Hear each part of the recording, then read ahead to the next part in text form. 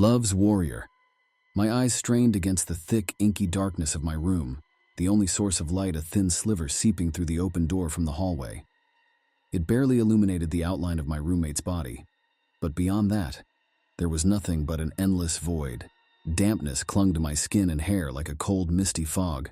It was suffocating, and I could taste its metallic tang on my tongue.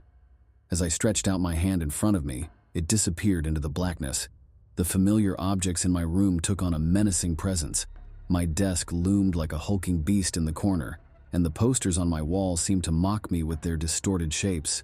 Every inch of the room felt like it was closing in on me, making it hard to breathe.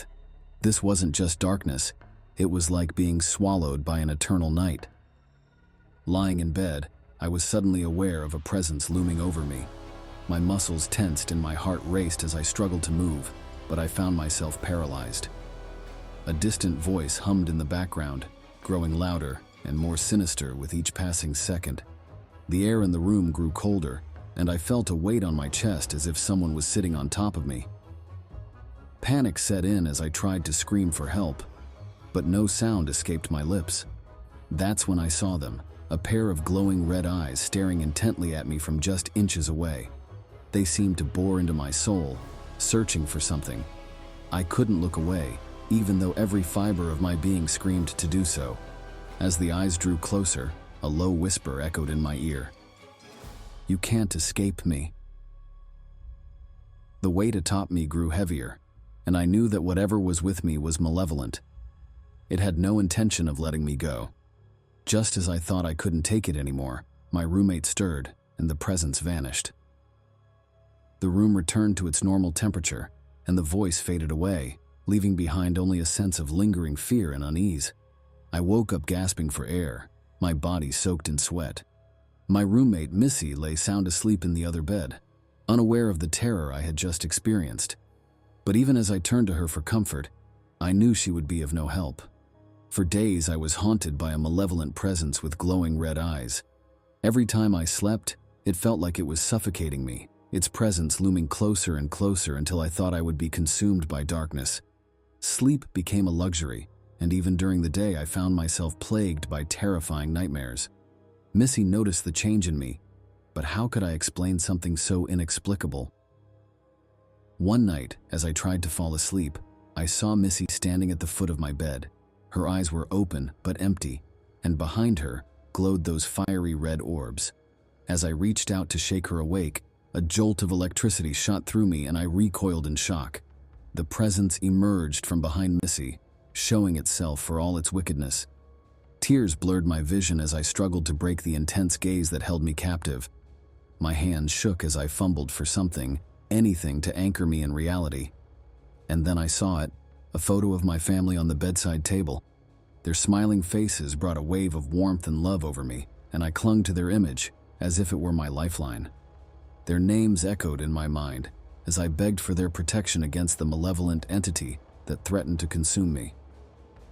Slowly, the red eyes faded, and the crushing weight on my chest lifted. My roommate slumped onto the bed beside me, her unconscious body a stark reminder of what had just transpired. But this was not over. The malevolent presence would surely return, and I couldn't continue living in fear. With newfound determination, I delved into research about unholy spirits and how to banish them. I sought advice from experts in the field, desperate for a solution to protect myself and my roommate. It wasn't easy, but finally armed with knowledge and a plan, I performed a ritual to banish the entity from our presence once and for all. I carefully arranged the candles in a circle on the hardwood floor, making sure each one was evenly spaced. Then, I sprinkled a ring of salt around the candles, creating a protective barrier. With trembling hands, I lit each candle and took a deep breath before starting the incantation. As I chanted the ancient words, my voice grew stronger and more confident. But with each passing second, I felt the entity resisting, pushing back with all its might. I refused to give up. I poured every ounce of my being into the ritual, fueled by determination and a sense of duty to protect myself. The room grew colder, and the candles flickered wildly, but I continued to chant with unwavering focus. I felt a surge of power coursing through me, My hands glowed with an otherworldly light, and I knew that I had succeeded in breaking the entity's hold on our room. With one final burst of energy, I let out a primal scream that echoed off the walls. The entity let out a deafening roar, and then vanished. I collapsed onto the floor, exhausted. This was what I was meant to do, to hunt down malevolent spirits and protect the innocent from their grasp. And so began my journey as a paranormal investigator, traveling the world and battling dangerous entities to bring peace to those affected by their presence. It was terrifying at times, but every victory reaffirmed my purpose and gave me a sense of fulfillment unlike any other. Despite my years of training and experience as a spirit hunter, there was one entity that continued to elude me, the one that had plagued my old apartment. I was constantly reminded of it as I traveled from city to city, vanquishing demon after demon. But then a call from an old friend changed everything. She had moved into my old apartment and was now experiencing strange occurrences. It didn't take long for me to realize that the entity had returned, and it was up to me to finally put an end to its reign of terror. Armed with all the knowledge and skills I had acquired over the years, I returned to my old haunt. The moment I stepped foot in the building, I sensed the entity's presence growing stronger. But I refused to let fear consume me. I had faced countless demons since our last encounter, and I was more than ready to face it again. As I made my way up to the apartment, a chill ran down my spine, the wicked energy radiating from within. Every hair on my body stood on end. But backing down was not an option. I was determined to confront it head-on. I reached my friend's door, my hand shaking as I touched the doorknob. The brass was cold against my skin, and I took a deep breath before turning it and pushing the door open.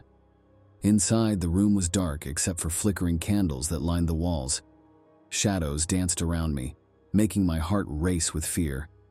But I couldn't let it control me. "Show yourself!" I shouted into the darkness, my voice echoing through the room. For a moment, there was no response. Suddenly, a low growl filled the air, followed by a cold, mocking laugh. The entity had returned, and it was more powerful than ever. My hands clenched into fists as I searched for my only source of protection, a crystal hanging from a leather cord around my neck. It was an onyx stone, given to me by my mother before she passed away. In moments like these, I could almost feel her presence with me. But even with the crystal in hand, I knew it wouldn't be enough. The entity had grown stronger, and I needed to find its weakness if I wanted to banish it from the apartment. Closing my eyes, I focused on my breathing and tried to clear my mind. And then I heard it. A faint whisper, almost imperceptible, but unmistakable. The entity was vulnerable to love. I opened my eyes and stepped forward. "I know what you are," I said, my voice steady. "You're nothing but a coward. You feed off people's fears because you're too weak to face your own." The room grew colder as the entity snarled in response, its power pulsing through every corner of the room. But I stood my ground and continued speaking with conviction. "You're afraid of love, aren't you? You're afraid of what it can do, how it can make you vulnerable." With each word, I felt the entity's hold weakening. It snarled, its presence flickering and flashing throughout the room. "You think you're powerful. You think you can control us. Well, you're wrong. Love is stronger than fear. It's stronger than any darkness you can conjure up. It's what gives us hope. It's what keeps us going even when everything else seems lost." As I spoke, the candles in the room flared, but I sensed the entity's power ebbing. I was making progress, so I pressed on. "You can't win against love. You can fight it all you want, but it'll always be there, ready to heal and save. So go ahead, do your worst. We'll still be here, standing strong, because love is what makes us human." With a final burst of light, the candles blew out, leaving me standing in the darkness. I had won. The evil presence was gone. I took a deep breath and let it out slowly, feeling the weight of the battle lift from my shoulders. I turned and walked towards the door, my heart racing with adrenaline and relief. But just as my hand touched the doorknob, I heard a low chuckle behind me. "Well done, mortal," a voice whispered in my ear. "But don't get too comfortable. Other shadows are waiting to claim you." I spun around, but there was no one there. only the empty room, shrouded in darkness. I knew then that my battle was far from over. The entity may have been banished, but its kind still lurked in the shadows, waiting for their chance to strike. I stood tall and unafraid, my heart filled with love and determination. The darkness had once controlled me, but now I controlled it. As I left the apartment, I felt its presence still lingering, but I no longer feared it. Months passed as I traveled the world, seeking out others who were lost in the darkness. With every person I helped, the entity's grip weakened, but I knew better than to let my guard down. It was always lurking, waiting for its opportunity to strike again. And when it did, I was ready. Love and determination were a powerful shield against its attacks. With each victory, the darkness grew weaker until finally, it seemed to disappear completely. But I remained vigilant, knowing that it could resurface at any moment. And when it did, I would be there to face it head-on, armed with nothing but my unwavering determination and the boundless power of love. For in a world consumed by darkness, it was the only weapon strong enough to bring light back into our lives. As I walked down the street, I couldn't help but feel a sense of pride in myself. I was a warrior for love, and I was making a difference in the world, one person at a time. But just as I was lost in my thoughts, I heard a low growl coming from the nearby alley. Without hesitation, I pulled out my trusty knife and crept towards the sound. As I neared the entrance to the alley, I saw a dark figure lurking in the shadows. It was a demon, sent by the entity to try and stop me, but I would not be deterred. With a fierce battle cry, I charged toward the demon, my knife raised high. The demon snarled and lunged towards me, but I dodged its attack and thrust my blade deep into its chest. The demon howled in pain, but I did not stop. I kept slicing and stabbing until the creature lay motionless on the ground. Breathing heavily, I wiped the blood from my blade and looked around. But to my horror, I realized that I had been surrounded by a group of demons. They were closing in on me, their glowing eyes filled with malice and hunger. I did not falter. I stood my ground, ready to defend myself with all the strength and courage I possessed. The demons charged towards me, their claws slashing through the air with deadly accuracy.